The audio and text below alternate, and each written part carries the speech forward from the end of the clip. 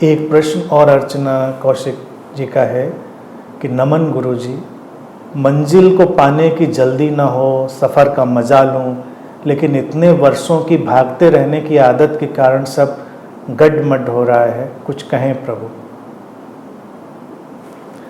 आदतें तो आदतें हैं, जाते जाते जाती हैं, लेकिन थोड़ा समझ लिया जाए, आदतों के प्रति जागरूक हो जाया जाए तो आदतों से पार भी जाया जा सकता है। बात बिल्कुल सच लिखी है कि भागते रहने की जो आदत है वो पकड़ लेती है व्यक्ति को, भागता रहता है।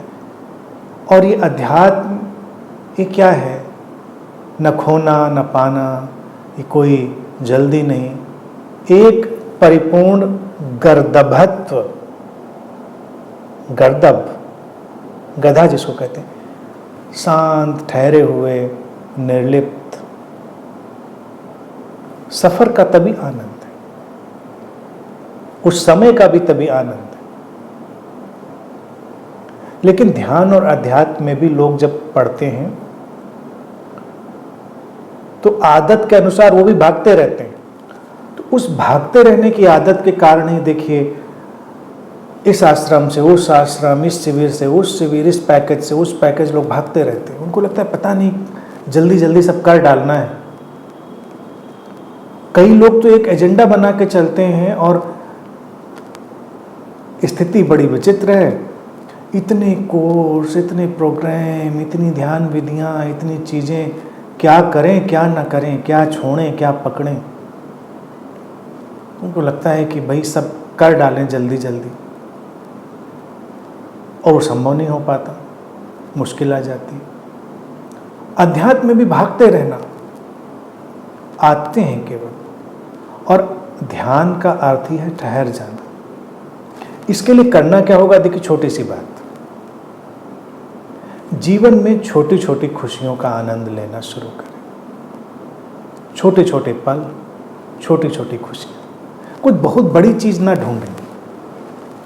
और अध्यात्म में भी अक्सर क्या होता है, इतना कंडमनेशन, इतनी निंदा करके लोगों को जीवन से विरस और नीरस बनने की तरफ मोड़ दिया जाता है।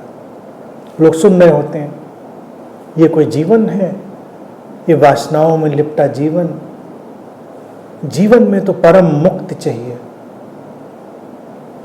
जब तक उस परम मुक्ति को नहीं पाले ये जीवन व्यर्थ है। वो हम लगे हैं परम मुक्ति पाने में, भाग रहे हैं, दौड़ रहे हैं।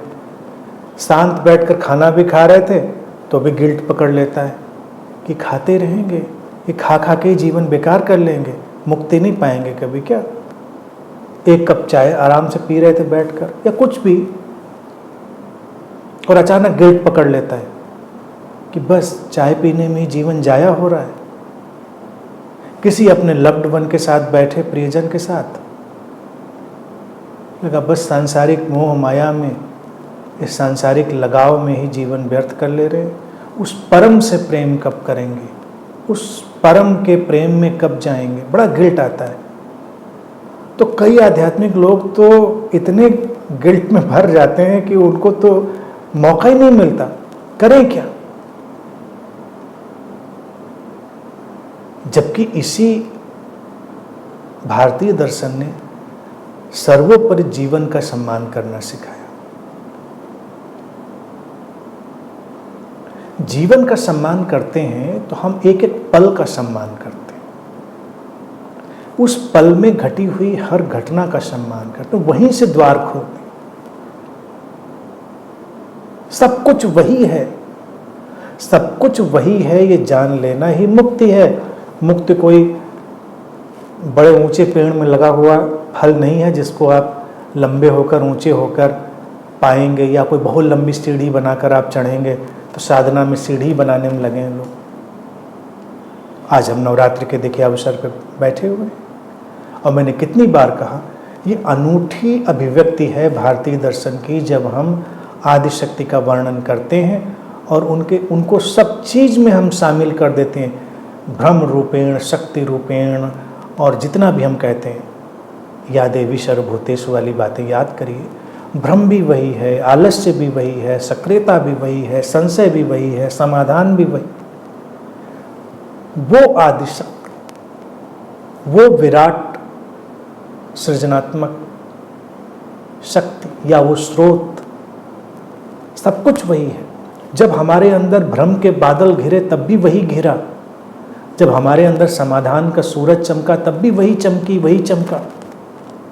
तो गिल्ट किस बात का? अपने भ्रमों को, संशयों को भी थोड़ा प्रीतिपूर्वक देखें, क्योंकि वो भी आदिशक्ति का ही रूप है। ये बात इतनी अद्भुत है, किसी की कहने की विश्व में हिम्मत नहीं पड़ी, ये केवल भारत में हमने कहा।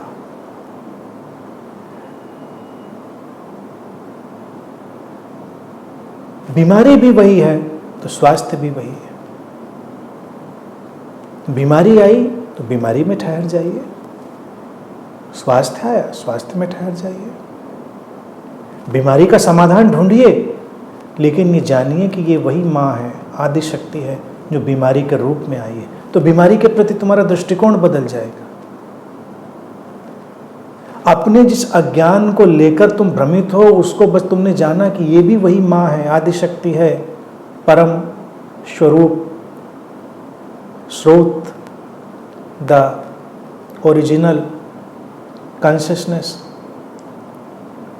तुम्हारा ढंग बदल जाएगा। तुम्हारी वासना भी वही है, तुम्हारी निर्वासना भी वही है। तो जब वासनाएं घटी, क्योंकि उसने चाहा इसलिए घटी।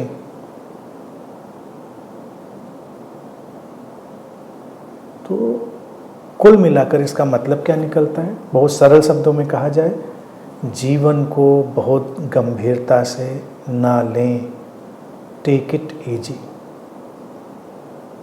सब कुछ वही है। ये देख लेना सारी आपाधापी को बंद कर देता है, सारी भाग दौड़ को बंद कर देता है, और हम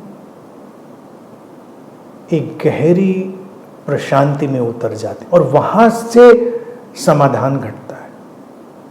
क्योंकि जीवन तो द्वैत से गुजरकर अद्वैत के एक बृहत्तर आयाम में जा ही रहा है।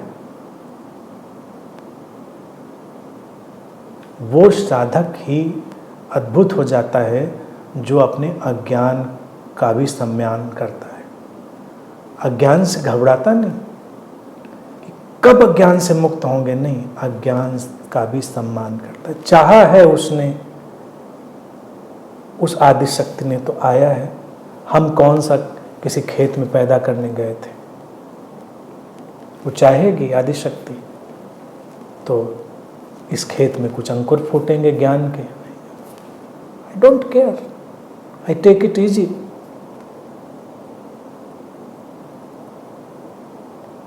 फिर कहाँ भाग दौड़ है? शांति ही शांति है। और शांति जीवन में आ गई तो और चाहिए क्या?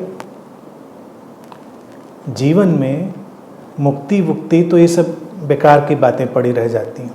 एनलाइटनमेंट, मुक्ति, समाधि, मोटी मोटी जो चीज़ चाहिए वो इंसान को शांति, प्रसन्नता, प्रेम और समस्वता, इसके सिवा कुछ चाहिए ही नहीं उसको। यही प्रथम भी है, यही अंतिम भी है।